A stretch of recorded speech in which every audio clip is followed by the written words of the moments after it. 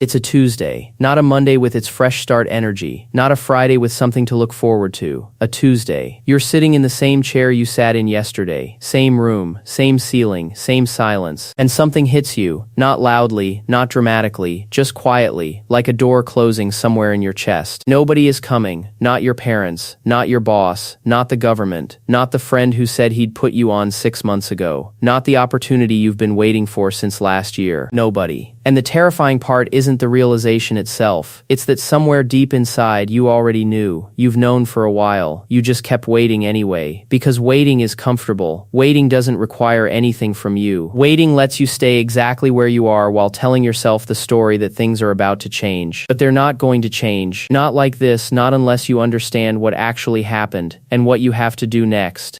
Immersion phase, the waiting room of your own life. Let's go back a little further. You're 23, maybe 25, maybe older, and that part stings more than you'd like to admit. You have a job. It pays enough to survive, not enough to move, not enough to breathe differently than you did last year. Your alarm goes off at 6:47 a.m. You hit snooze, not because you're lazy, because there's a part of you that knows exactly what the day holds, and it holds nothing that feels like yours. You shower. You eat whatever's fastest. You commute. You spend 8 hours doing work that makes someone else's dream more real. Then you come home. You open your phone. You scroll. Not looking for anything specific, just looking away from the specific feeling that's been sitting in your chest for longer than you can remember. Some nights you tell yourself tomorrow will be different. Most nights you don't even bother with that. And in between the job and the sleep and the scrolling, there's this quiet background hum. A question you never say out loud. Is this it? You don't answer it. You just turn the volume up on something else and wait for the feeling to pass. It passes. It always comes back. Stage 1. The comfortable trap.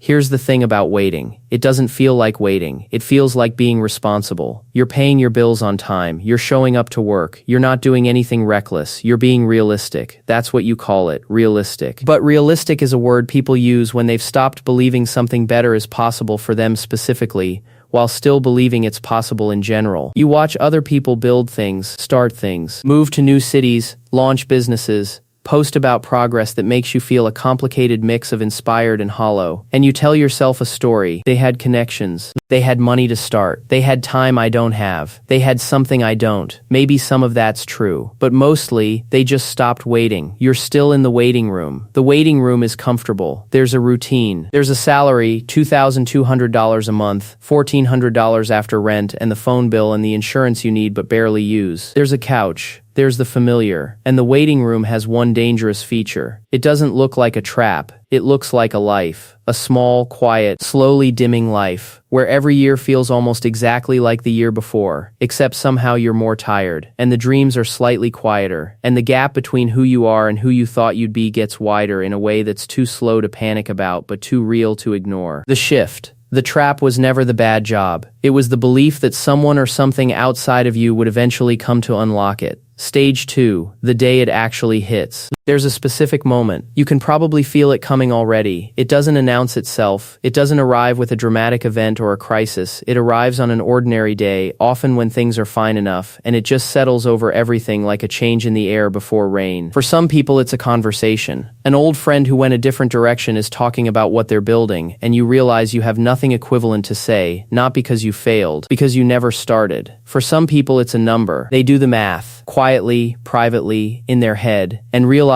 that if nothing changes in how they're living, they will be in this exact same position in 5 years. Same room, same salary, slightly older, a little more tired. For some people, it's a mirror, not literally, metaphorically. A moment where they see themselves from the outside, from the perspective of the 20-year-old who had the loudest dreams, and they feel something sharp and uncomfortable. Whatever form it takes for you, the moment arrives. And in that moment, you have two options. You can feel it, let it pass, scroll past it, sleep it off, and return to the waiting room. Or you can let it break something open, not something external, something internal. The story you've been telling yourself about why you haven't started, about who's responsible for where you are, about what you're still waiting for. The shift. The day you stop looking for a rescuer is the day you accidentally become one, for yourself. Stage 3. What nobody comes to tell you. Nobody comes to tell you that your potential has an expiration date. Not in the dramatic sense, not in the it's too late sense, but in the practical sense, yes. Every year you spend in the waiting room is a year of compounding you don't get back. A skill not built. a relationship not formed, a version of yourself not developed.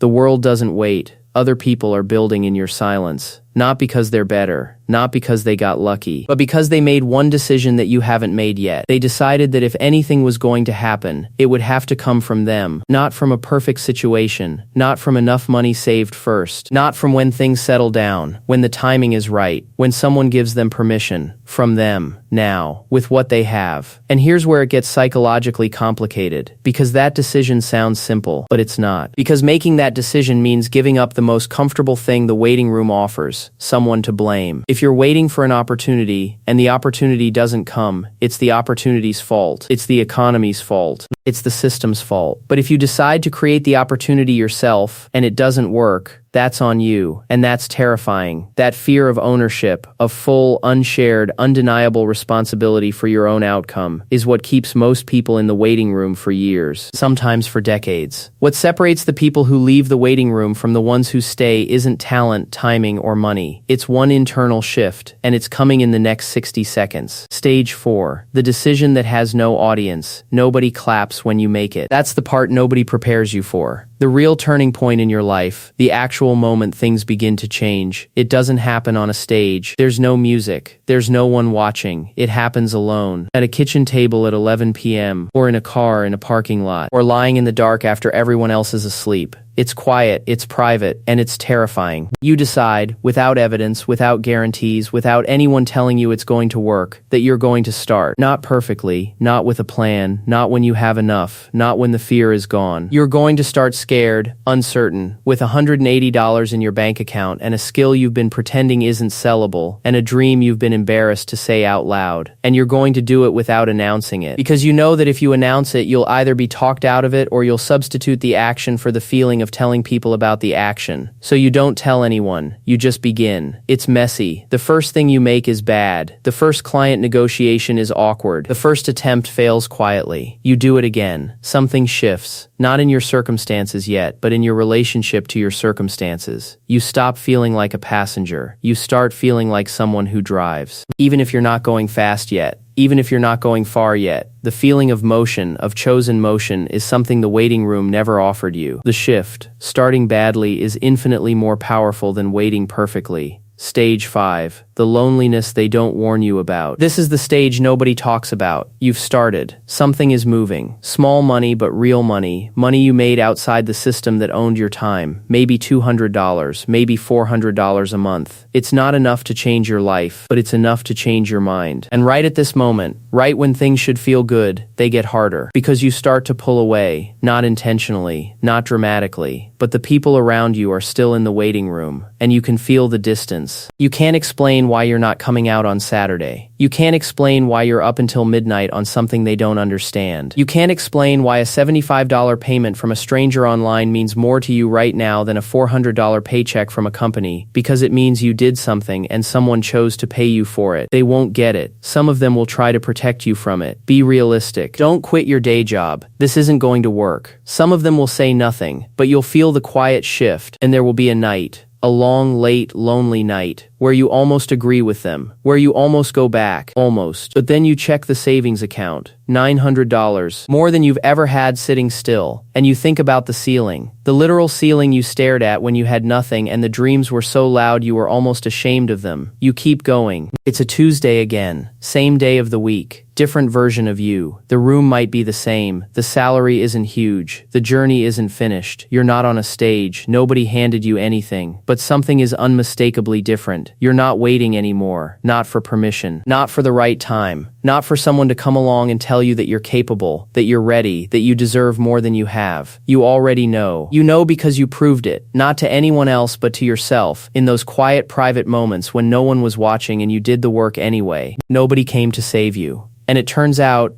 that was the best thing that ever happened to you. Because the version of you that gets saved stays dependent. The version of you that saves yourself becomes someone who can eventually reach back. The room is quieter now, but it's a different kind of quiet. Not the quiet of waiting. The quiet of someone who finally knows what they're building and gets back to it. Nobody was coming, and the day you truly accepted that was the day you actually arrived.